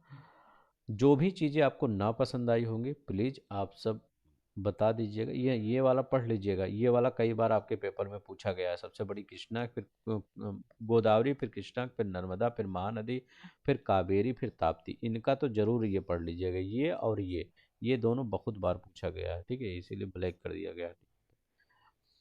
बस इतना है। अब अगर इस आपको इस पीडीएफ को डाउनलोड करना होगा तो नीचे आपका लिंक दिया गया है टेलीग्राम का, वहाँ से डाउनलोड कर लीजिएगा। देखिए पूरा वही है आपका ये लूसेंट ही है, लेकिन ये बहुत अच्छे ढंग से लिखा गया है, ठीक है। आपको याद करने में बहुत आसानी होगी, लगेगा कि हाँ पढ़ा जाए, ठीक है। कोई चीज़ होती है जब इंटरेस्टिंग होता है तो पढ़ने का मन करता है। तो बस आज के लिए बस इतना ही। एक रिक्वेस्ट है, अगर अच्छा लगेगा प्लीज़ लाइक शेयर सब्सक्राइब कर दीजिएगा। अपना ख्याल रखिएगा। जय हिंद, जय भारत।